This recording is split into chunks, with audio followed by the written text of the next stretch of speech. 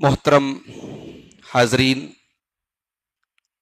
اللہ کے فضل و کرم سے آج 10ویں تراویح ادا کی گئی، اور آج ہماری جو گفتگو ہے وہ قرآن کریم کے 10ویں پارے کی کچھ منتخب آیات کی تفسیر پر ہونے والی ہے۔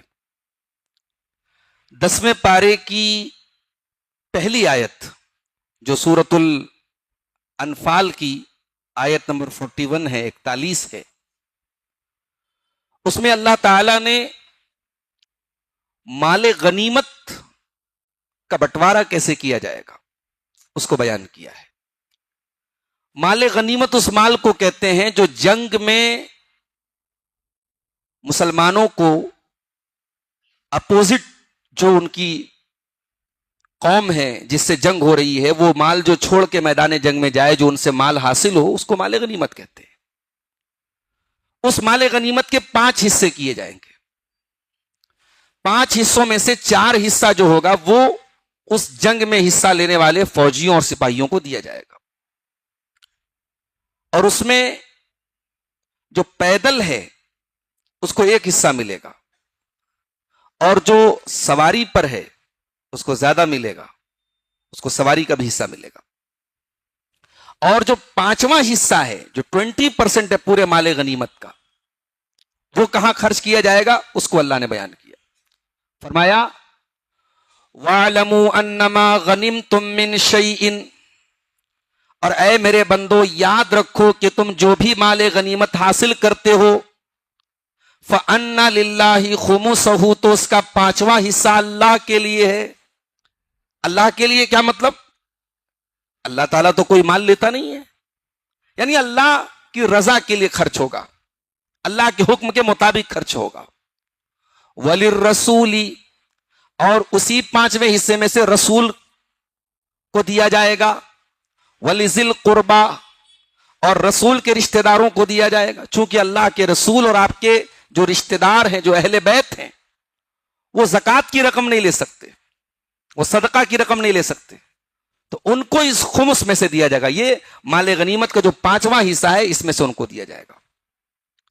وَلِذِي الْقُرْبَى وَالْيَتَامَى وَالْمَسَاكِينِ، اور یتیموں کو دیا جائے گا، مسکینوں کو دیا جائے گا۔ وَابْنِ السَّبِيلِ، اور کوئی مسافر ہے، پردیسی ہے، پریشان حال ہے، اس کو دیا جائے گا۔ ان کنتم آمنتم باللہ، اور اے میرے بندو تمہیں مال غنیمت کو اسی طریقے سے تقسیم کرنا ہے اگر تم اللہ تعالی کے اوپر ایمان رکھتے ہو۔ وما انزلنا علی عبدنا یوم الفرقان، اور اگر تم ایمان رکھتے ہو ہماری اس مدد پر جو مدد ہم نے اپنے بندے محمد الرسول اللہ صلی اللہ علیہ وسلم کے اوپر نازل کی۔ کب نازل کی؟ یوم الفرقان، فرقان والے دن۔ یہ فرقان والا دن کون سا دن ہے؟ یہ 17 رمضان سن 2 ہجری کا دن ہے۔ یہ جنگ بدر کا دن ہے، جس دن پہلی جنگ لڑی گئی اسلام کی اور کفر کی۔ رمضان کا مہینہ تھا، 17 تاریخ تھی، اور یہ جنگ پری پلان نہیں تھی۔ یہ جنگ ایسا نہیں کہ اللہ کے نبی اپنے صحابہ کے ساتھ نکلے تھے جنگ کے ارادے سے، نہیں۔ اللہ کے رسول اپنے صحابہ کے ساتھ نکلے تھے، مقصد یہ تھا کہ ابو سفیان جو قافلہ لے کے آ رہے ہیں تجارت کے مال کا ملک شام سے، اس تجارت کے قافلے پر حملہ کرنا ہے اور وہ مال حاصل کرنا ہے۔ اور وہ مال کیوں حاصل کرنا ہے؟ کیونکہ مسلمانوں کا یہ ماننا تھا اور صحیح ماننا تھا کہ وہ مال ہمارا ہے، کیونکہ وہ جو مال چھوڑ کے آئے تھے مکہ میں، اس پر مکہ کے کافروں نے ناجائز قبضہ کر لیا تھا۔ تو ان کو اکنامیکل طور پہ چوٹ پہنچانے کے لیے یہ حملہ کرنے کی پلاننگ تھی کہ جو قافلہ آ رہا ہے مال تجارت کے ساتھ، ہمیں اس قافلے پر حملہ کرنا ہے اور وہ مال حاصل کرنا ہے۔ لیکن اللہ تعالیٰ نے ایسے حالات پیدا کر دیے کہ یہ جنگ ہوئی۔ یہ پری پلان جنگ نہیں تھی، اچانک ہوئی تھی۔ اور اس جنگ میں مسلمانوں کی تعداد کتنی تھی؟ 313، اور دشمن کی تعداد کتنی تھی؟ 1000۔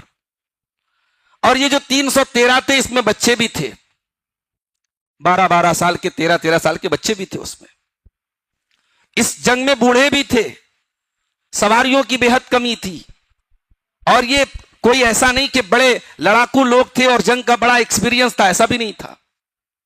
اور وہ جو 1000 آئے تھے وہ مدینہ کے اوپر حملہ کرنے کے مقصد سے آئے تھے اور مسلمانوں کو تہوبالا کرنے کے مقصد سے آئے تھے، اور 3 گنا زیادہ تعداد لے کے آئے تھے.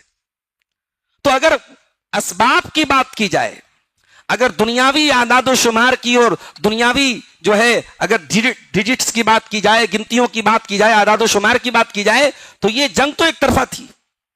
مسلمانوں کا یہ جنگ جیتنا ناممکن لگ رہا تھا، لیکن یہ جنگ ہوئی، اور اس جنگ میں اللہ تعالیٰ نے فرشتوں کو بھیجا اور فرشتوں نے مسلمانوں کی مدد کی، اور 313 کا یہ معمولی لشکر 1000 پر غالب آ گیا. اور اسی سے دودھ کا دودھ اور پانی کا پانی ہو گیا، اور یہ واضح ہو گیا کہ محمد رسول اللہ اللہ کے سچے رسول ہیں صلی اللہ علیہ وسلم. ورنہ یہ ممکن نہیں تھا کہ عرب کی وہ قوم جو اپنے سے 3 گنا زیادہ تعداد کو شکست دے دے. تو اسباب کے اعتبار سے یہ ناممکن تھا، اس لیے اللہ نے فرمایا کہ یہ ہماری بہت بڑی نشانی تھی. وما انزلنا علی عبدنا، اور غور کیجئے جب بھی اللہ تعالیٰ نے اپنے نبی کی شان بیان کی ہے قرآن میں تو نبی کو بندہ کہا ہے. جو ہم نے مدد نازل کی اپنے بندے پر، تاکہ کسی کو یہ محسوس نہ ہو کہ یہ مدد جو آئی یہ محمد رسول اللہ صلی اللہ علیہ وسلم کا اپنا کوئی کمال تھا. نہیں، یہ اللہ تبارک و تعالیٰ کا معجزہ تھا، یہ اللہ کی مدد تھی. کہیں ایسا نہ ہو کہ اس جنگ کی وجہ سے لوگ اللہ کے رسول کے بارے میں یہ عقیدہ رکھنے لگے کہ ہاں اللہ کے رسول صلی اللہ علیہ وسلم کی وجہ سے یہ ہم کو کامیابی ملی اور یہ فتح مبین ملی. نہیں، اللہ نے تم کو مدد دی اور اللہ نے اپنے بندے محمد رسول اللہ کی مدد کی ہے. فرمایا وما انزلنا علی عبدنا، اور یاد کرو جو ہم نے اپنے بندے پر مدد نازل کی یوم الفرقان، فرقان کے دن، یوم التقى الجمعان، جس دن دونوں فوجیں آپس میں مقابلہ کرتی ہیں. واللہ علی کل شیء قدیر، اور اللہ ہر شے پر قادر ہے. اذ انتم بالعدوۃ الدنیا وهم بالعدوۃ القصوى، اور اے میرے بندو یاد کرو جب تم مدینہ کے قریب والے کنارے پر تھے اور دشمن مدینہ سے دور والے کنارے پر تھا. بدر میں جو لڑائی ہوئی، بدر کا جو حصہ مدینہ سے قریب تھا وہ کنارہ ادھر مسلمان تھے، اور جو کنارہ مدینہ سے دور تھا ادھر مشرکین تھے. والرکب اسفل منکم، اور جس قافلے پر حملہ کرنے کے لیے تم گئے تھے وہ قافلہ تم سے بہت نیچے سمندر کے پاس نکل چکا تھا، وہ قافلہ تمہارے ہاتھ سے جا چکا تھا. وَلَوْ تَوَاعَدْتُمْ لَاخْتَلَفْتُمْ فِي الْمِيعَادِ، اگر تم یہ جنگ پہلے سے طے کر کے جاتے تو تم پھر جگہ کے بارے میں اختلاف کرتے، تم وقت کے بارے میں اختلاف کرتے. اگر پہلے سے پلانڈ ہوتی ہے جنگ تو ہو سکتا ہے مسلمان تیار نہ ہوتے. کہہ رہے اب یہ تو ہماری تعداد بہت کم ہے. ہو سکتا ہے کہ مسلمان بدر کے میدان میں لڑنے کے لیے تیار نہ ہوتے. وہ کہتے نہیں ہم مدینہ میں رہ کے مدینہ کو سیکیور کریں گے، مدینہ کا ڈیفنس کریں گے. بہت کچھ ہو سکتا تھا. اللہ نے کہا یہ ہماری قدرت تھی، یہ ہماری قدرت تھی کہ ہم نے یہ جنگ کو اچانک برپا کیا. فرمایا وَلَٰكِن لِّيَقْضِيَ اللَّهُ أَمْرًا كَانَ مَفْعُولًا، اللہ تعالیٰ نے فیصلہ کر دیا تھا یہ کام ہو کر کے رہے گا. لِيَهْلِكَ مَنْ هَلَكَ عَن بَيِّنَةٍ وَيَحْيَىٰ مَنْ حَيَّ عَن بَيِّنَةٍ، اور اللہ تعالیٰ نے یہ جنگ اس لیے برپا کی، یہ جنگ اس لیے ہوئی تاکہ جو ہلاک ہو وہ دلیل کو دیکھ کے ہلاک ہو، جو بچے وہ دلیل کو دیکھ کے بچے. اب یہ جنگ جب ہوئی تو کلیئر ہو گیا کہ اب جو مرا ہے وہ دلیل کو دیکھ کے مرا ہے، وہ دیکھ کے مرا ہے کہ محمد رسول اللہ کے ساتھ اللہ کی مدد ہے. اور جو زندہ ہے وہ بھی یہ دیکھ لے کہ 313 کا اپنے سے 3 گنا کی تعداد پر کامیاب ہونا یہ پاسبل نہیں ہے. اس کا مطلب کہ محمد رسول اللہ کے ساتھ اللہ کی مدد ہے. تو جو زندہ ہے وہ دلیل کو دیکھ کے زندہ رہے، اور جو مرے وہ دلیل کو دیکھ کر کے مرے. تو اس لیے اللہ تعالیٰ نے اس پوری جنگ کی پوزیشن کو یہاں پہ 10ویں پارے کے شروع میں بیان کیا. اس کے بعد اللہ نے میدان جنگ میں مسلمانوں کو کامیابی کے 5 نسخے بتائے. ہر دور میں یہ 5 نسخے مسلمانوں کے لیے ضروری ہیں. یہ 5 سوتری فارمولا ہے، یہ 5 پوائنٹس فارمولا ہے. اس پر عمل کرو گے تو تمہیں میدان جنگ میں کامیابی ملے گی. یا ایھا الذین آمنوا اذا لقیتم فئۃ فاثبتوا، اے ایمان والو جب تمہارا دشمن سے مقابلہ ہو تو پہلا کام کیا کرنا ہے؟ تمہیں جمے رہنا ہے، ڈٹے رہنا ہے، میدان چھوڑ کے نہیں بھاگنا ہے. مسلمان پیٹ پھیر کے بھاگنے والا نہیں ہو سکتا، بزدل نہیں ہو سکتا. مسلمانوں کی تاریخ یہ نہیں رہی ہے، بزدلی نہیں رہی ہے تاریخ تمہاری. اللہ نے فرمایا پہلا کام کرنا ہے جمے رہنا ہے. اسی لیے اللہ کے نبی جب بڑے بڑے گناہوں کا ذکر کرتے ہیں تو اس میں ایک گناہ کیا ہے؟ وہ تولی یوم الزحف، جنگ کے میدان سے بھاگ جانا، پیٹ پھیر کے بھاگ جانا. یہ بزدلی ہے، ایمان کی نشانی، یہ مسلمان کی نشانی نہیں ہے. دوسرا کام وَاذْكُرُوا اللَّهَ كَثِيرًا لَعَلَّكُمْ تُفْلِحُونَ، اور اے میرے بندو تم جنگ کے میدان میں بھی کثرت سے اللہ کا نام لو. جتنی بھی تمہارے پاس طاقت آ جائے، جتنے بھی تم مضبوط ہو جاؤ، لیکن جنگ کے میدان میں بھی بار بار اللہ کا ذکر کرتے رہو، اللہ کو یاد کرتے رہو. نماز کا ٹائم ہو جائے تو جنگ کے میدان میں بھی نماز معاف نہیں ہے، طریقہ بدل جائے گا، سسٹم بدل جائے گا، نماز خوف ادا کی جائے گی، مگر جنگ کے میدان میں بھی نماز ادا ہوگی. مسلمانوں، جنگ کے حالات میں بھی نماز معاف نہیں ہے. تم تو امن کے حالت میں بھی نماز نہیں پڑھتے ہو. رمضان کے بعد دیکھیے ہماری مسجدیں کیسے سونی ہو جائیں گی. ابھی تو صاحب کمیٹی والے پریشان ہیں، باہر بچھایا جا رہا ہے، ادھر انتظام ہو رہا ہے، ادھر انتظام ہو رہا ہے، عورتوں کو کہاں لے کے جائیں، اور رمضان کے بعد سب غائب ہو جائے گا معاملہ. مسجد تو بنا لی شب بھر میں ایمان کی حرارت والوں نے، من اپنا پرانا پاپی تھا برسوں میں نمازی بن نہ سکا. یہ نماز جنگ کے میدان میں بھی معاف نہیں. مسلمان جنگ کے میدان میں بھی اللہ کو یاد کرتا ہے. تو یہ دوسرا فارمولا ہے، ہمیں اللہ کا ذکر کرتے رہنا ہے. تیسری چیز وَأَطِيعُوا اللَّهَ وَرَسُولَهُ، اور اللہ کی اطاعت کرتے رہنا، رسول کی اطاعت کرتے رہنا. جنگ کے میدان میں بھی تمہیں منمانی کرنے کی اجازت نہیں ہے. جنگ کے میدان میں بھی تمہیں اللہ تعالیٰ کے قانون کا پالن کرنا ہے.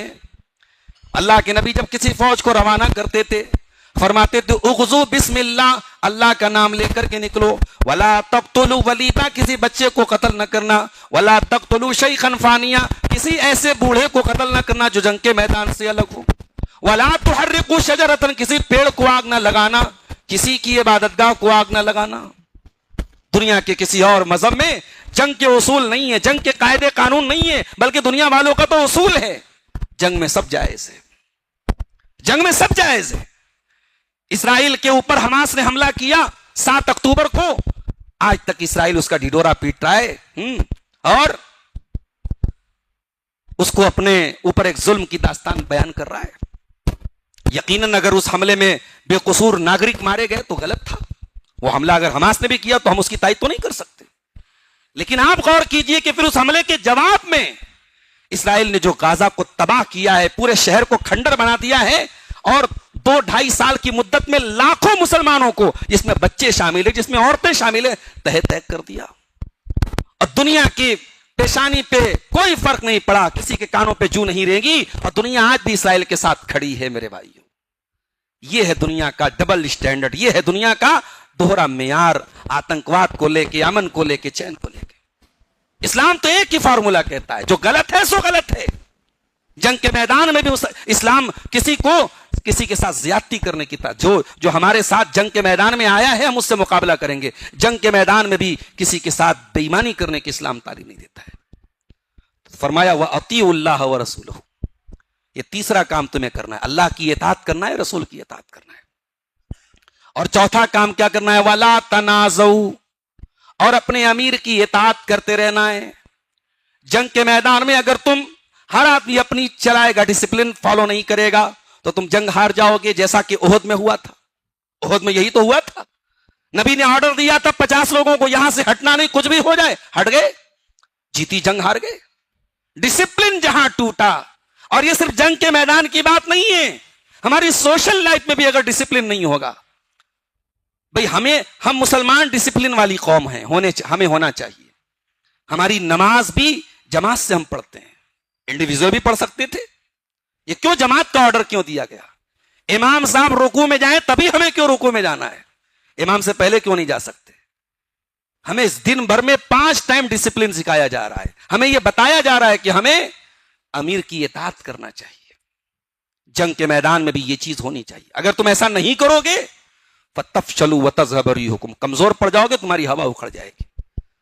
اور 5ویں چیز فرمایا وَاصْبِرُوا إِنَّ اللَّهَ مَعَ الصَّابِرِينَ، اور اے میرے بندو صبر سے کام لینا. جنگ کے میدان میں ایسا نہیں کہ پھول برسیں گے، تلواریں بھی چلیں گی، تیر بھی آئیں گے، نیزوں کا زخم بھی آئے گا.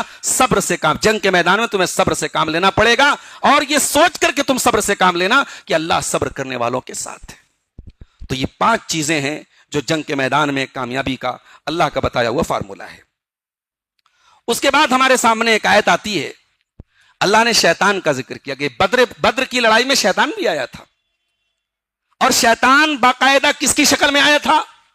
سراقہ بن مالک کی شکل میں آیا تھا۔ سراقہ بن مالک کا جو قبیلہ تھا بنو کنانہ، ان کا قریش سے 36 کا آنکڑا چل رہا تھا، تو قریش کو ڈر اس بات کا تھا کہ کہیں ایسا نہ ہو کہ ہم جنگ میں جائیں اور بنو کنانہ ہمارے اوپر پیچھے سے حملہ کر دیں۔ تو شیطان سراقہ بن مالک جو بنو کنانہ کے ایک سردار تھے ان کی شکل میں آیا، اور شیطان نے کہا کہ ارے گھبراؤ نہیں، ہم لوگ تمہارے ساتھ ہیں اور ہماری طرف سے تمہیں کوئی خطرہ نہیں۔ اور جنگ کے میدان میں بھی شیطان کھڑا تھا، لیکن شیطان نے جب دیکھا کہ جبریل علیہ السلام بھی اس جنگ میں موجود ہے اور فرشتوں کی فوج اتر رہی ہے جنگ کے میدان میں، تو شیطان کا پھر ریاکشن کیا تھا؟ اللہ نے فرمایا وَإِذْ زَيَّنَ لَهُمُ الشَّيْطَانُ أَعْمَالَهُمْ، اور یاد کرو جب شیطان نے ان کافروں کے عمل کو مزین کر دیا تھا، وَقَالَ لَا غَالِبَ لَكُمُ الْيَوْمَ مِنَ النَّاسِ، اور شیطان نے کہا تھا آج تم کو کوئی ہرا نہیں سکتا ہے، وَإِنِّي جَارٌ لَكُمْ، میں ضرور تمہاری مدد کروں گا۔ فَلَمَّا تَرَاءَتِ الْفِئَتَانِ، جب دونوں فوجوں کا مقابلہ ہوا، نَكَصَ عَلَىٰ عَقِبَيْهِ، تو شیطان اپنی ایڑی کے بل پلٹ گیا اور کہنے لگا وَقَالَ إِنِّي بَرِيءٌ مِّنْكُمْ، کہنے لگا میرا تم سے کوئی تعلق نہیں ہے، إِنِّي أَرَىٰ مَا لَا تَرَوْنَ، میں وہ دیکھ رہا ہوں جو تم نہیں دیکھ رہے ہو۔ اس کا مطلب شیطان کو فرشتے نظر آ رہے تھے، شیطان نے کہا میں وہ دیکھ رہا ہوں جو تم نہیں دیکھ سکتے ہو، اور شیطان نے یہ بھی کہا إِنِّي أَخَافُ اللَّهَ، میں اللہ سے ڈرتا ہوں۔ شیطان بھی اللہ سے ڈرتا ہے، شیطان خود کہہ رہا ہے انی اخاف اللہ، میں اللہ سے ڈرتا ہوں۔ تو شیطان کو تو متقی ہونا چاہیے، اللہ سے ڈرتا ہے۔ آپ زبان سے یہ دعویٰ کریں میں اللہ سے ڈرتا ہوں، لیکن آپ کی ایکٹیویٹی اللہ کی شریعت کے خلاف ہو، آپ کی حرکتیں اللہ کے دین کے خلاف ہو، تو یہ صرف زبانی دعویٰ ہے جو شیطان بھی کر رہا ہے۔ شیطان کہہ رہا ہے میں بہت بڑا متقی آدمی، انی اخاف اللہ، میں اللہ سے ڈرتا ہوں، مگر شیطان کے اس دعوے کا کیا مطلب ہے؟ شیطان پہلے دن سے آج تک اس کا کام ہے اللہ کے دین سے، اللہ کی راہ سے ہٹانا، لہذا شیطان جو کہہ رہا ہے کہ میں اللہ سے ڈرتا ہوں یہ صرف زبانی جمع خرچ ہے، اس کا حقیقت سے کوئی تعلق نہیں ہے۔ اس کے بعد اللہ نے ایک اصول بیان کیا، اگر آپ کو کوئی نعمت ملی ہے اور وہ نعمت چھن گئی، دولت ملی تھی چلی گئی، عزت ملی تھی چلی گئی، طاقت ملی تھی ختم ہو گئی، اگر آپ کو اللہ نے کوئی نعمت دی ہے اور نعمت چھن گئی تو رونا مت رونا، یہ غور کرنا کہ ہمارے اندر کمی کہاں تھی، ورنہ اللہ تعالیٰ کسی کو نعمت دے کے یوں ہی تو نہیں چھینتا ہے۔ ذالک بان اللہ لم یکن مغیرا نعمتا انعمها علی قوم حتی یغیروا ما بانفسہم، اللہ تعالیٰ کسی قوم کو جب کوئی نعمت نوازتا ہے پھر وہ نعمت اللہ چھینتا نہیں ہے، اللہ اس قوم کے حالات کو بدلتا نہیں ہے، حتی یغیروا ما بانفسہم، جب تک کوئی قوم اپنے حالات کو خود نہ بدل لے۔ اسی لیے علامہ ابن قیم نے بڑا پیارا جملہ لکھا ہے، کہا ہے ان من عقوبات الذنوب انہا تزیل النعم وتحل النقم، کہ گناہوں کی یہ منحوسیت ہے، گناہوں کا یہ نقصان ہے کہ جب انسان گناہ کرتا ہے تو نعمتیں چھن جاتی ہیں اور مصیبتیں آتی ہیں۔ جب جب انسان سے کوئی نعمت چھنتی ہے کسی گناہ کی وجہ سے چھنتی ہے، اور جب جب انسان پر کوئی عذاب آتا ہے، کوئی تکلیف آتی ہے، انسان غور کرے کسی نہ کسی اس کے گناہوں کی سزا کے طور پہ آتی ہے۔ اس کے بعد اللہ نے اپنے نبی کو اپنا ایک احسان یاد دلایا، فرمایا اے میرے نبی هو الذی ایدک بنصرہ وبالمؤمنین، اے نبی اللہ نے آپ کی مدد کی، کس کے ذریعے؟ صحابہ کے ذریعے۔ اے اللہ کے رسول، اللہ نے آپ کی مدد کی اپنی مدد کے ذریعے اور ایمان والوں کے ذریعے، صحابہ کے ذریعے۔ صحابہ کی فضیلت پر یہ آیت دلالت کرتی ہے کہ صحابہ وہ لوگ ہیں جن کے ذریعے اللہ نے اپنے نبی کی مدد کی۔ اس کے بعد اللہ نے فرمایا وَأَلَّفَ بَيْنَ قُلُوبِهِمْ، اور اے میرے نبی اللہ تعالیٰ نے صحابہ کے دلوں میں ایک دوسرے کی محبت ڈال دی۔ لَوْ أَنفَقْتَ مَا فِي الْأَرْضِ جَمِيعًا مَا أَلَّفْتَ بَيْنَ قُلُوبِهِمْ، اے نبی اگر آپ زمین کی ساری دولت بھی خرچ کر دیتے آپ صحابہ کے دلوں کو نہیں ملا سکتے تھے۔ ایک تھپڑ کوئی کسی کو مار دیتا تھا 40 سال تک جنگ چلتی تھی، ایک تھپڑ پر 40 سال تک جنگ چلتی تھی۔ مدینہ میں 2 قبیلے تھے، اوس اور خزرج، ذرا سی بات پہ جنگیں ہوا کرتی تھی، اور نبی نے کیسا محبت کرنے والا بنا دیا۔ مکہ کا مہاجر مدینہ پہنچا، مدینہ کا انصاری صحابی کہتا ہے میرے بھائی یہ میرا مکان ہے، یہ میری پراپرٹی ہے، یہ میرا مال ہے، آؤ ہم بٹوارا کر لیں، آدھا تو لے لے آدھا میں لے لیتا ہوں، کھیت میرا ہے، کام میں کروں گا، محنت میں کروں گا، جو پیداوار ہوگی آدھی تو لے لینا آدھی میں لے لیتا ہوں۔ آج تو انسان اپنے سگے بھائی کے لیے بھی اتنی قربانی دینے کو تیار نہیں، لیکن صحابہ کرام نے صرف نبی کی ایک بات پہ، کلمے کی بنیاد پہ نبی نے جو بھائی چارہ قائم کیا تھا، صحابہ کرام نے اس کو نبھایا تھا۔ اللہ کہہ رہا ہے کہ اے میرے نبی، یہ محبت جو نبی کے صحابہ میں پیدا ہوئی ہے، یہ محبت ہم نے پیدا کی ہے۔ اگر آپ زمین کی ساری دولت خرچ کر دیں اے نبی، تب بھی آپ یہ محبت پیدا نہیں کر سکتے تھے۔ اس میں نقطہ یہ ملا کہ لوگوں کے درمیان محبت پیدا کرنا یہ اتنی قیمتی چیز ہے کہ اگر اس پر دولت خرچ کرنی پڑے تو خرچ کرنا چاہیے۔ آج ہمارے یہاں کیا معاملہ ہے؟ دو بھائیوں میں جھگڑا ہو جائے تو ہمارے درمیان، ہمارے سماج میں دو بھائیوں کے جھگڑے کو بڑھانے والے تو ملیں گے، اس آگ میں پٹرول ڈالنے والے تو ملیں گے، اس آگ کو بجھانے والے نہیں ملیں گے۔ جبکہ دو لوگوں میں جھگڑا ہو جائے تو صلح کرانے کے لیے اگر جھوٹ بھی بولنا پڑے تو شریعت آپ کو جھوٹ تک بولنے کی اجازت دیتی ہے، اور دو لوگوں میں صلح کرانے کو شریعت بہت بڑا عمل قرار دیتی ہے۔ وہی بات یہاں اللہ کہہ رہا ہے کہ اے میرے نبی، اگر آپ زمین کی ساری دولت بھی خرچ کر دیتے تو آپ ان کے دلوں کو نہیں ملا سکتے تھے۔ اس کے بعد سورہ توبہ شروع ہوتی ہے۔ سورہ توبہ کے شروع میں بسم اللہ نہیں ہے۔ کیوں نہیں ہے؟ بہت سارے جواب دیے گئے۔ سب سے بہترین جواب کیا ہے کہ نبی نے ہمیں جو قرآن دیا ہے اس قرآن میں ہر سورت کے شروع میں بسم اللہ ہے اور سورہ توبہ کے شروع میں بسم اللہ نہیں ہے۔ جیسے ملا ہے ایز اٹ از ہم کو پڑھنا ہے اور ماننا ہے۔ ہم ہر سورت کے شروع میں بسم اللہ پڑھیں گے، سورہ توبہ کے شروع میں بسم اللہ نہیں پڑھیں گے۔ ایک جواب۔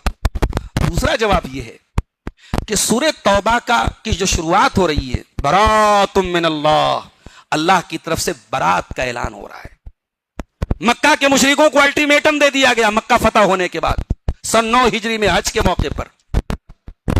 اچھا، لوگ کہتے ہیں کہ ابو بکر صدیق جو تھے وہ نبی کے وفادار نہیں تھے۔ ایک طبقہ ہے نا جو اپنے آپ کو اہل بیت کا چاہنے والا کہتا ہے، وہ ابو بکر کی وفاداری پہ سوال اٹھاتا ہے۔ وہ کہتا ہے صاحب ابو بکر تو وہ تھے جنہوں نے نبی کی بیٹی کو فلاں باغ نہیں دیا، نبی کی بیٹی کا حق کھا گئے۔ ارے ظالموں، جس انسان نے ساری زندگی نبی کے لیے قربان کر دی، اس کے لیے کھجور کا ایک باغ کیا حیثیت رکھتا تھا؟ وہ انسان، وہ ابو بکر، جب ہجرت کے سفر پہ اللہ کے نبی جانے کی پلاننگ کر رہے تھے اور اللہ نے قرآن کی آیت نازل کی کہ اے ابو بکر، اللہ نے قرآن کی آیت نازل کی کہ اے میرے نبی، آپ کو ہجرت کی اجازت مل لی، آپ مدینہ چھوڑ دیجئے۔ اللہ کے نبی جب ابو بکر صدیق کے گھر آئے اور ابو بکر صدیق سے کہا کہ میں اکیلے میں کچھ بات کرنا چاہتا ہوں، ابو بکر صدیق نے کہا ہے اللہ کے نبی کوئی نہیں ہے، میری بیٹیاں ہیں، میری بیوی ہے، میرے گھر والے ہیں، کوئی نہیں ہے۔ کہا ہے ابو بکر مجھے اجازت مل گئی ہجرت کرنے کی۔ حضرت عائشہ کہتی ہے میں نے زندگی میں اپنے باپ کو کبھی خوشی سے روتے ہوئے نہیں دیکھا تھا، پہلی بار میرے باپ کی آنکھوں میں خوشی کے آنسو آئے تھے۔ جب نبی نے کہا کہ مجھے ہجرت کا حکم ملا ہے، ابو بکر صدیق نے کہا اے اللہ کے نبی مجھے آپ کے ساتھ جانے کا موقع ملے گا کہ نہیں؟ آپ کی صحبت مجھے ملے گی کہ نہیں ملے گی؟ کہا بالکل ابو بکر تم میرے ساتھ چلو گے۔ اتنا سننا تھا کہ ابو بکر صدیق زارو قطار رونے لگے۔ جو ابو بکر صدیق سکھ میں، دکھ میں، ہر پریشانی میں، ہر مشکل وقت میں نبی کے ساتھ رہے ہوں اور انتقال کے بعد بھی نبی کے ساتھ دفن ہوں، اس ابو بکر کی وفاداری پر سوال اٹھاتے ہو؟ جو ابو بکر کی وفاداری پر سوال اٹھائے، ہم اسے نبی کا وفادار نہیں سمجھتے، ہم اسے اسلام کا وفادار نہیں سمجھتے۔ نبی نے حج فرض ہو گیا تھا، سن 9 ہجری میں بھی حج فرض تھا، مگر نبی نے اس حج میں لوگوں کا امیر بنا کر کے بھیجا تھا ابو بکر صدیق کو، اور خود نبی نے جو حج کیا تھا وہ کب کیا تھا؟ وہ نیکسٹ ایئر کیا تھا، سن 10 ہجری میں کیا تھا۔ سن 9 ہجری کا حج جو کیا تھا اس میں امیر الحج کون تھے؟ ابو بکر صدیق تھے، اور انہی کو نبی نے یہ اعلان سونپا تھا کہ آپ اعلان کر دیجئے کہ مکہ کے مشرکین کو اب مکہ چھوڑ دینا ہے، اب مکے میں کوئی مشرک نہیں رہے گا، کوئی بت پرست اب مکے میں نہیں رہے گا۔ اب عرب کی دھرتی سے اگر تمہیں 4 مہینے کی مہلت دی جاتی ہے، 4 مہینے کے اندر یا تو اسلام قبول کر لو یا یہ دھرتی چھوڑ کے چلے جاؤ، یہ علاقہ چھوڑ کے چلے جاؤ، کیونکہ وہ توحید کی بستی تھی، ابراہیم علیہ السلام نے توحید کے لیے بسایا تھا۔ اب یہاں پہ کوئی شرک کرنے والا نہیں رہے گا، یہ الٹیمیٹم دیا گیا تھا ان کو۔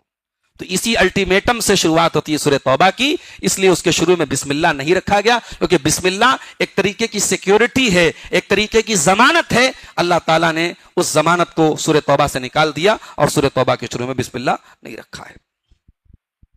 اچھا، اللہ نے اب یہ الٹیمیٹم دیا کہ مشرکین کو 4 مہینے کا الٹیمیٹم دیا جاتا ہے، تو اب ان کو ایک ایکسیپشن بھی دیا گیا، ایک چھوٹ بھی دی گئی. کیا دی گئی؟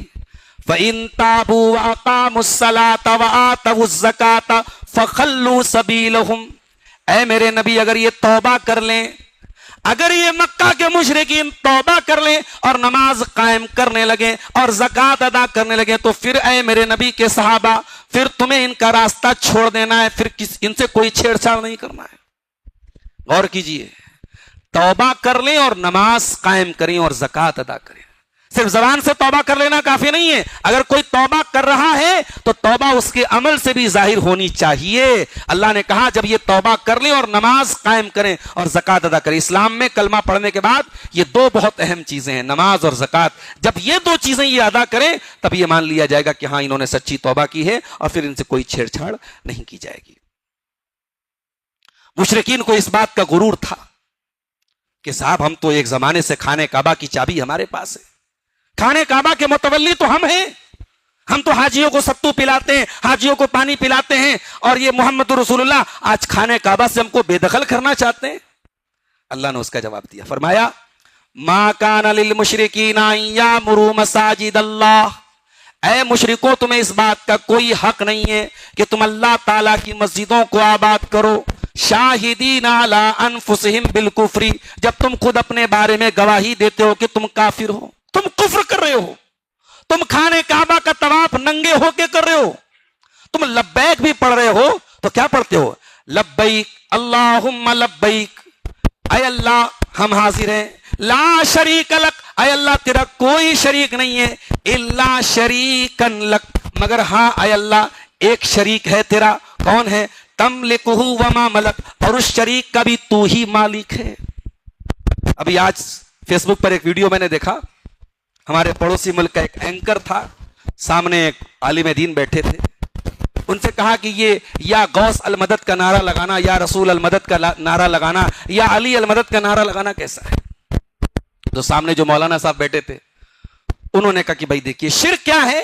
شرک یہ ہے کہ ہم اللہ کے سوا کسی اور کے بارے میں یہ عقیدہ رکھیں کہ وہ معبود ہے.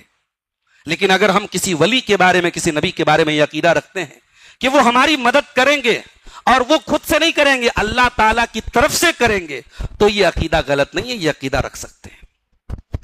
کیا یہ سیم وہی عقیدہ نہیں جو مکہ کے اے اللہ تیرا کوئی شریک نہیں ہے، الا شریکن لک تملکہ وما ملک، مگر ایک شریک ہے اور اس شریک کا بھی تو ہی مالک ہے. اور اسی عقیدے کو بیس بنا کے انہوں نے 360 بت بنا کے رکھے تھے. اگر 360 بت بنانا غلط تھا تو اللہ کی ولیوں کی قبروں پر سجدہ کرنا بھی غلط ہے میرے پیارے ساتھ. اگر پتھر کے بت کے بارے میں یہ عقیدہ رکھنا غلط ہے کہ یہ اللہ کے دینے سے ہم کو دے رہا ہے، تو ولی کے بارے میں بھی یہ عقیدہ رکھنا غلط ہے کہ اللہ کے دینے سے ہمیں دے رہا ہے. اور آپ غور کیجئے، اگر ولیوں اور نبیوں سے ہمیں مدد مانگنی ہے تو پھر قرآن بار بار یہ کیوں کہہ رہا ہے ادعونی استجب لکم؟ ہم سے تو اللہ کہہ رہا ہے مجھ سے دعا کرو، میں تمہاری دعا قبول کروں گا. اگر نبیوں کے وسیلے اور ولیوں کے وسیلے کے بغیر ہماری دعائیں نہیں قبول ہوتی ہیں تو اللہ نے کیوں کہا دوسرے پارے میں وَإِذَا سَأَلَكَ عِبَادِي عَنِّي فَإِنِّي قَرِيبٌ، اے میرے نبی جب میرے بندے آپ سے میرے بارے میں پوچھے تو بتا دیجئے میں قریب ہوں، اجیب دعوت الداعی، میں ہر دعا کرنے والے کی دعا کو سنتا ہوں. اللہ تو کہہ رہا ہے میں دعا کرنے والے کی دعا کو سنتا ہوں. تو صاحب تو مثالیں بیان کر رہا ہے، تو کبھی سیڑھی اور چھت کی مثال دے رہا ہے، کبھی پرائم منسٹر اور چیف منسٹر کی مثال دے رہا ہے کہ ان کے پی اے سے ملنا پڑے گا، یہ کرنا پڑے گا، وہ کرنا پڑے گا.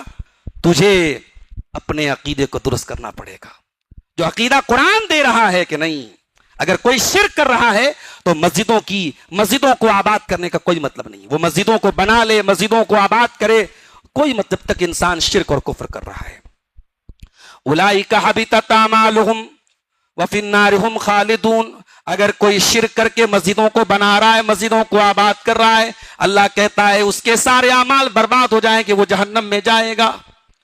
انما یامر مساجد اللہ من آمن باللہ والیوم الاخر، مسجد کو تو وہ لوگ آباد کرتے ہیں جو اللہ کے اوپر ایمان رکھتے ہیں، جو قیامت کے دن کے اوپر ایمان رکھتے ہیں. وَأَقَامَ الصَّلَاةَ وَآتَ الزَّكَاةَ، جو نماز قائم کرتے ہیں، جو زکوٰۃ ادا کرتے ہیں. وَلَمْ يَخْشَ إِلَّا اللَّهَ، اور صرف اللہ تعالیٰ سے ڈرتے ہیں. مسجد کو حقیقت میں وہی لوگ آباد کرتے ہیں. ایمان کے بغیر مسجد کو آباد کرنے کا کوئی مطلب نہیں ہے. اس کے بعد اللہ نے محبت رسول کی کسوٹی بیان کی. آپ کی بیوی سونے کا زیور پہنتی ہے. آپ نے ایک دکان سے خریدا سونا, دکاندار نے کہا یہ 24 کیرٹ ہے. آپ ایک سونار کے یہاں گئے, اس نے آپ کی بیوی کا وہ سونے کا ہار اپنے ہاتھ میں لیا. اس نے کہا نہیں صاحب, آپ کو بیوقوف بنایا گیا, 24 کیرٹ نہیں, اس میں ملاوٹ ہے, یہ 18 کیرٹ ہے, 18 کیرٹ ہے. سونار نے کیسے بتایا؟ اس کے پاس ایک کسوٹی ہوتی ہے, وہ پرکھ کر کے بتا دیتا ہے. مشین ہوتی ہے, وہ رکھ کر کے بتا دیتا ہے کہ کتنا اوریجنل سونا ہے, کتنا ملاوٹی سونا ہے. سوال یہ ہے کہ محبت رسول کی کسوٹی کیا ہے؟ دنیا کا ہر مسلمان یہ دعویٰ کرتا ہے کہ میں رسول سے محبت کرتا ہوں. سچی محبت رسول سے کون کرتا ہے, اس کی کسوٹی کیا ہے؟ آئیے قرآن دیکھتے ہیں. سورہ توبہ کی 24 نمبر کی آیت اپنے سامنے رکھیے. سورہ توبہ کی 24 نمبر کی آیت. قُلْ إِنْ كَانَ آبَاؤُكُمْ وَأَبْنَاؤُكُمْ وَإِخْوَانُكُمْ وَأَزْوَاجُكُمْ, اے نبی آپ فرما دیجئے اگر تمہیں اپنے باپ سے محبت ہے, اپنی اولاد سے محبت ہے, اپنی بیوی سے محبت ہے, اپنے بھائی سے محبت ہے, وَأَمْوَالٌ اقْتَرَفْتُمُوهَا, اگر اپنے مال سے محبت ہے جو تم کما کے رکھتے ہو, وَتِجَارَةٌ تَخْشَوْنَ كَسَادَهَا, اپنی تجارت سے محبت ہے, وَمَسَاكِنُ تَرْضَوْنَهَا, اپنے گھر بار سے محبت ہے. 8 چیزوں کا نام لیا اللہ نے. باپ دادا, اولاد, بیوی, بھائی, وعشیرتکم, خاندان, مال, تجارت اور گھر بار. یہ 8 چیزیں دنیا میں ہر انسان ان سے محبت کرتا ہے, نیچرلی کرتا ہے, سب لوگ محبت کرتا ہے. اللہ نے کہا اگر یہ 8 چیزیں احب الیکم من اللہ ورسولہ وجہاد فی سبیلہ, اگر ان 8 چیزوں میں سے کسی بھی چیز کی محبت اللہ سے زیادہ ہو جائے, رسول سے زیادہ ہو جائے, وجہاد فی سبیلہ, اور اللہ کی راہ میں جہاد سے زیادہ ہو جائے, فتربصوا حتی یاتی اللہ بامری, تو اللہ کے عذاب کا انتظار کرو. اللہ کے عذاب کا انتظار کرو. غور کرو, اگر زندگی کے کسی موڑ پہ اگر اولاد کی محبت کے لیے تم نے اللہ اور اس کے رسول کے احکام کا گلا گھونٹا ہے, اگر مال کی محبت میں تم نے حرام کاروبار کیا ہے, اگر زمین اور جائیداد کی محبت میں بہن کا حق مارا ہے, اگر گھر بار کی محبت میں پڑوسی کی جائیداد پر ناجائز قبضہ کیا ہے, ان میں سے کسی بھی چیز کی محبت میں اگر تم نے اللہ اور اس کے رسول کے احکام کا گلا گھونٹا ہے تو جھوٹی ہے تیری محبت, جھوٹا ہے تیرا محبت کا دعویٰ. علامہ زمخشری اس آیت کے بارے میں کہتے ہیں یہ قرآن کی سب سے سخت آیت ہے, یہ قرآن کی سب سے سخت آیت ہے. اس آیت میں یہ ایک آئینہ ہے, اس آئینے میں اپنے ایمان کو ہمیں پرکھنا چاہیے, دیکھنا چاہیے کہ ہمارے اندر اوریجنل کتنا ایمان ہے. محبت رسول نعروں کا نام نہیں ہے میرے بھائی. بائک پر جھنڈی لگا دیا, الصلاۃ والسلام سلام علیک یا رسول اللہ, بن گئے محب رسول. کسی خاص رنگ کی پگڑی پہن لی, بن گئے محب رسول. میٹھی میٹھی سنتیں بیان کر دی, بن گئے محبت. ارے میٹھی میٹھی سنتوں سے پہلے کڑوی کڑوی بدعتوں سے اپنا ناتا توڑ لے. تو میٹھی میٹھی سنتیں بیان کر رہا ہے کہ نبی اس کلر کی پگڑی پہنتے تھے اور نبی کا پائجامہ ٹکنے کے اوپر رہتا تھا. وہ تمام باتیں صحیح ہیں, مگر نبی زندگی بھر قبر پرستی سے روکتے رہے تو قبروں کے آگے سجدہ کرتا رہا. نبی ہر خطبے میں کہتے رہے کل بدعت ضلالہ, تو ہر مہینے کوئی بدعت مناتا رہا. تو جب تک تو نے بدعات کو نہیں چھوڑا, تو نے خرافات کو نہیں چھوڑا, تو نے شرکیہ نعروں کو نہیں چھوڑا, تیری پگڑی تیرے کام نہیں آئے گی, تیرا جبہ تیرے کام نہیں آئے گا, تیرے نعرے تیرے کام نہیں آئیں گے. تو اللہ نے محبت رسول کی کسوٹی سورہ توبہ کی آیت میں بیان کی ہے میرے پیارے ساتھیو. اس کے بعد یہود و نصارہ کا ایک بہت بڑا جرم بیان کیا گیا. کیا کرتے تھے وہ؟ اپنے علماء کو رب بنا لیتے تھے. کیا مطلب؟ علماء کے آگے سجدہ کرتے تھے؟ نہیں. علماء کو کیسے رب بنایا انہوں نے؟ اتخذوا احبارهم ورهبانهم اربابا من دون اللہ, ان یہودیوں نے اپنے عالموں کو اور اپنے راہبوں کو اللہ کو چھوڑ کے رب بنا لیا. والمسیح ابن مریم, اور عیسیٰ ابن مریم کو بھی رب بنا لیا. وما امروا الا لیعبدوا الہا واحدا, جبکہ ان کو صرف ایک اللہ کی عبادت کا حکم دیا گیا تھا. جب یہ آیت نازل ہوئی سورہ توبہ کی تو حضرت عدی بن حاتم تائی کے بیٹے تھے عدی, حضرت عدی رضی اللہ تعالیٰ عنہ ایمان لے آئے. وہ اللہ کے نبی کے پاس آئے, پہلے عیسائی تھے, تو وہ کراس پہنے ہوئے تھے, صلیب پہنے ہوئے تھے. ان کے گلے میں ایسا لاکٹ تھا جس میں صلیب بنا ہوا تھا. اللہ کے نبی نے فرمایا اطرح عنک ھذا الوطن, اے عدی یہ کیا پہن کے آئے ہو؟ یہ بت ہے, نکال کے پھینکو. وہ کیا پہن کے آئے تھے؟ کراس, सलीब का निशान पहन के आए थे। सलीब में तो कोई बुत नहीं बना रहता है, मगर चूंकि सलीब की इबादत करते थे ईसाई, तो अल्लाह के नबी ने उसको भी बुत करार दिया और कहा क्या है, इसको निकाल दो। हजरत अदी ने निकाल के फेंक दिया। फिर हजरत अदी ने कुरान की यही आयत पढ़ी है, अल्लाह के नबी कुरान कह रहा है हमने अपने उलमा को रब बना लिया था। पहले ईसाई थे वो, कहा कि हमने तो रब नहीं बनाया, हमने तो अपने किसी आलिम को रब नहीं बनाया। अल्लाह के रसूल ने फरमाया क्या तुम्हारे उलमा जिन चीजों को हलाल कहते थे, चाहे अल्लाह का दीन उनको हराम कह रहा हो, अगर तुम्हारे उलमा ने किसी हराम चीज को हलाल कर दिया तो तुम हलाल नहीं मान लेते थे उसको, और तुम्हारे उलमा ने अगर किसी हलाल चीज को हराम कर दिया तो क्या तुम उसको हराम नहीं मानते थे? कहा ये तो करते थे। कहा यही है उनको रब बनाना। जिस चीज को अल्लाह ने हलाल किया है उसे दुनिया में किसी और को हराम करने की अथॉरिटी नहीं है, और जिस चीज को अल्लाह ने हराम किया है उसे दुनिया में किसी और को हलाल करने की अथॉरिटी नहीं। हलाल और हराम करने की अथॉरिटी सिर्फ अल्लाह को है, और अल्लाह के हुक्म से अल्लाह के रसूल को है, तीसरे किसी को नहीं है मेरे प्यारे भाइयों। इसलिए ये दर्जा हमारे यहां, मैंने एक फिरका देखा, एक तबका देखा, वो नमाज नहीं पढ़ता साहब। मैंने पूछा ये कौन लोग हैं नमाज नहीं पढ़ते? बोले ये वारिस बाबा के माने, वारिसी लोग हैं भाई, वारिस बाबा के मानने वाले नमाज नहीं पढ़ते। उनके पीर साहब ने कह दिया है तुम नमाज मत पढ़ना, हम तुम्हें कयामत के दिन छुड़ा लेंगे। अल्लाह अकबर। यहां अल्लाह का आखिरी नबी अपनी बेटी से कहता है या फातिमा बिन्त मोहम्मद अनक़िज़ी नफ़्सकी मिनन नार, अय मोहम्मद रसूलुल्लाह की बेटी फातिमा अपने आप को जहन्नम की आग से बचा ले, तेरा बाप अल्लाह के अजाब के मुकाबले में तेरी मदद नहीं करेगा। ऐ मेरे चचा अब्बास, ऐ मेरी फूफी सफिया, ऐ मेरे खानदान के लोगों, ऐ मेरे कबीले के लोगों, मैं अल्लाह के अजाब के मुकाबले में तुम्हारी कोई मदद नहीं करूंगा। और ये 5-5 10-10 ग्राम के पीर साहब ये नमाज मत पढ़ो बचा लेंगे, कब्र में बचा लेंगे, हशर में बचा लेंगे। आप सोचिए मेरे भाइयों कि अल्लाह के नबी के दीन का कितना जनाजा निकाल दिया गया, उस दीन को कहां लाके खड़ा कर दिया गया।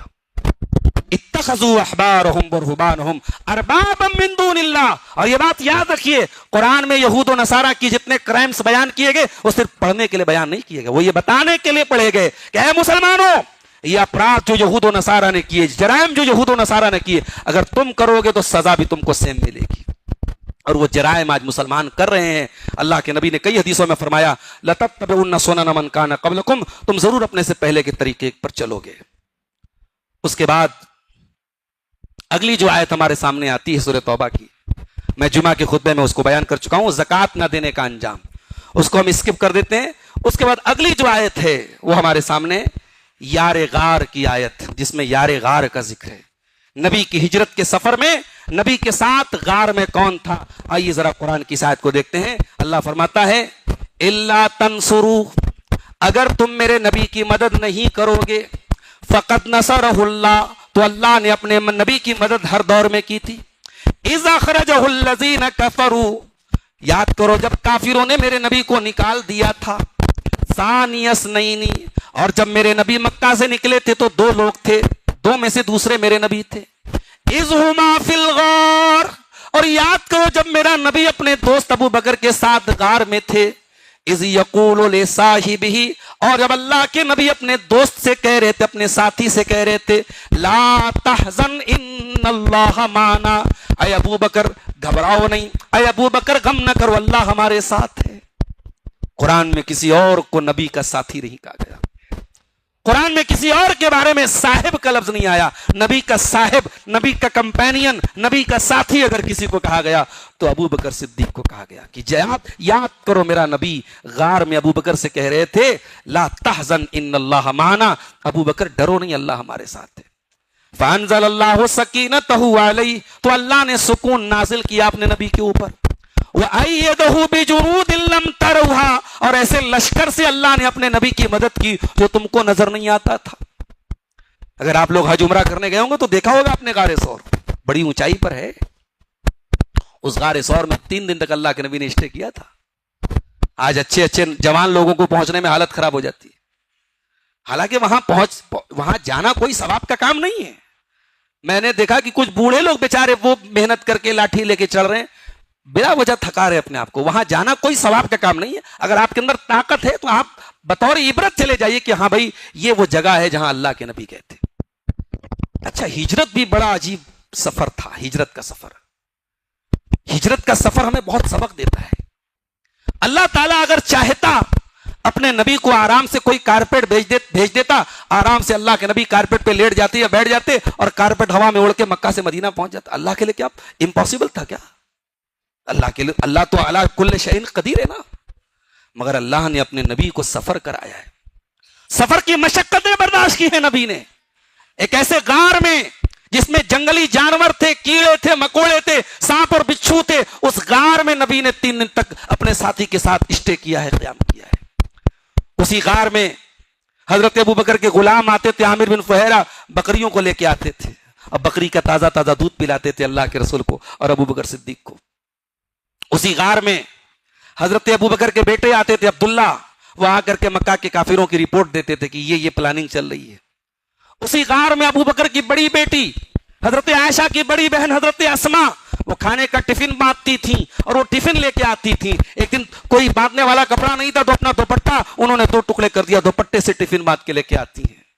ابو بکر کے پورے گھرانے نے اسلام کے لیے قربانیاں دی ہیں. اس غار کا سفر, اس غار کا واقعہ ہمیں یہ بتاتا ہے کہ اللہ اپنے نبی کی مدد بھی کرتا ہے تو اسباب کے دائرے میں کرتا ہے. یہ دنیا دار الاسباب ہے میرے پیارے ساتھیوں. ہمیں اگر روزی روٹی کمانی ہے تو ہمیں دکان کا شٹر تو اٹھانا پڑے گا نا, بزنس تو کرنا پڑے گا, جاب تو کرنی پڑے گی. ہم بیٹھ کے اللہ کا نعرہ لگاتے رہیں, آسمان سے من و سلوا تو اترنے والا نہیں ہے میرے بھائیوں. ہم بیمار ہیں تو ہمیں ڈاکٹر کے پاس تو جانا پڑے گا, شفا دینے والا اللہ ہے, ہمیں اللہ سے شفا کی دعا کرنا ہے, مانگنا ہے, اور شافی اللہ ہی کو ماننا ہے. لیکن ہمیں علاج بھی کرنا ہے, ہمیں دوا بھی لینا ہے, ہمیں ڈاکٹر کے پاس جانا ہے. دنیا دار الاسباب ہے میرے بھائیوں. اللہ اسباب کے تحت ہماری مدد کرتا ہے. اللہ نے اپنے نبی کی مدد بھی اسباب کے تحت کی تھی. اب ایک آخری آیت سنا کر کے بات ختم کرتا ہوں میں. آپ نے آنسو بہت سارے دیکھے ہوں گے, لیکن مرد کب روتا ہے؟ مرد بہت کم روتا ہے نا. ایک ہمارے یہاں ایک جملہ بولتے ہیں, کہاوت, ایک محاورہ ہے کہ مرد کو درد نہیں ہوتا ہے نا, بولتے ہیں نا ایسا, مرد کو درد نہیں ہوتا. عورتیں ذرا سی بات پہ رونے لگتی ہیں, بچے ذرا سی بات پہ رونے لگتے ہیں. مرد جو ہوتا ہے وہ روتا نہیں ہے. مگر 10ویں پارے کے آخر میں اللہ نے کچھ مردوں کے رونے کا بیان کیا ہے. اللہ کے نبی کے دور میں کچھ مرد تھے جو رونے لگے تھے. کیوں روئے تھے وہ؟ جنگ تبوک کا واقعہ بیان کیا اللہ نے. جنگ تبوک انشاءاللہ ہم 11ویں پارے کی تفسیر میں تھوڑا تفصیل سے بتائیں گے. جنگ تبوک جو ہے نا, یہ اسلامی تاریخ کی بہت نازک جنگ تھی. اس میں جنگ نہیں ہوئی تھی, مگر یہ بہت مشکل سفر تھا. گرمی کا موسم تھا, کھجوریں پک چکی تھیں, اور مدینہ سے 700 کلومیٹر کا سفر طے کرنا تھا. سواریاں بھی نہیں تھی, کھانا پینا بھی نہیں تھا. اس عالم میں نبی نے اعلان کیا کہ ہمیں تبوک جانا ہے. اور نبی نے یہ بھی اعلان کیا کہ اللہ کے دین میں آپ لوگ اپنی طرف سے جو تعاون کر سکتے ہیں کریں, تاکہ ہمارے پاس سواریوں کا انتظام ہو جائے, سفر کا سامان ہمارے پاس ہو جائے. صحابہ نے اپنے اپنے حساب سے جو دے سکتے تھے دیا صحابہ نے. اس سفر میں کچھ غریب صحابہ اللہ کے نبی کے پاس آئے. یہ ٹوٹل 7 لوگ تھے. یہ لوگ آئے اور جنہوں نے کہا کہ اللہ کے نبی ہم آپ کے ساتھ جانا چاہتے ہیں. اللہ کے رسول نے کہا کہ ٹھیک ہے, ہم آپ کو لے کے چلیں گے, مگر ایک کنڈیشن ہے ہماری, آپ کو سواری کا انتظام کرنا پڑے گا, ہمارے پاس سواری نہیں ہے. اے اللہ کے رسول, ہم تو غریب لوگ ہیں, ہمارے پاس سواری نہیں ہے. اللہ کے نبی, ہم جانا چاہتے ہیں آپ کے ساتھ, اس جنگ کے میدان میں جانا چاہتے ہیں. اے اللہ کے نبی کوئی انتظام کیجئے. نبی نے کہا ہمارے پاس کوئی انتظام نہیں ہے, ہمارے پاس سواری نہیں ہے. سواری ہے تو چلیے, ورنہ آپ مت چلیے. اب یہ 7 لوگ تھے. جب نبی نے یہ کہہ دیا کہ میرے پاس سواری نہیں ہے, اور اگر آپ کے پاس سواری نہیں تو آپ نہیں چل سکتے, تو یہ پلٹ گئے. اور جب پلٹ کر کے جانے لگے, ان کی آنکھوں سے آنسو بہنے لگے, یہ رونے لگے. اور یہ اس لیے نہیں روئے کہ ان کے بدن میں کوئی چوٹ پہنچی تھی, ان کا دنیا کا کوئی نقصان ہوا تھا. یہ اس لیے روئے تھے کہ اے اللہ, تیری راہ میں شہادت کا موقع نہیں ملے گا ہمیں, تیری راہ میں خون بہانے کا موقع نہیں ملے گا ہمیں. اے اللہ, جنگ کے میدان میں جانا ہے جہاں گردنیں تیری راہ میں کٹیں گی, ہماری گردنوں کو یہ شرف نہیں ملے گا, ہمارے خون کو یہ مقام نہیں ملے گا کہ تیری راہ میں بہہ جائے. اللہ اکبر. نیکی حاصل نہ ہونے کا ملال تھا ان صحابہ کو، یہ رونے لگے. اور جب یہ روئے تھے یہ پلٹ کے روئے تھے. نبی نے ان کے آنسوؤں کو نہیں دیکھا تھا، لیکن ساتواں آسمان کے اوپر وہ میرا رب جو عرش پر مستوی ہے، میرے رب کی نظر تو بندے کے ہر عمل پر ہے. میرے رب نے ان کے آنسوؤں کو دیکھا اور ان کے آنسوؤں کو اللہ نے قیامت تک کے لیے قرآن میں ریکارڈ کر لیا. اللہ نے فرمایا وَلَا عَلَى الَّذِينَ إِذَا مَا أَتَوْكَ لِتَحْمِلَهُمْ، اے میرے نبی آپ کے وہ صحابہ جو آپ کے پاس آئے تھے اور آ کر کے کہہ رہے تھے کہ آپ ان کو اپنے ساتھ لے کے جائیں، قُلْتَ لَا أَجِدُ مَا أَحْمِلُكُمْ عَلَيْهِ، اور آپ نے جواب دیا کہ اے میرے صحابہ میرے پاس تمہاری سواری کا انتظام نہیں ہے.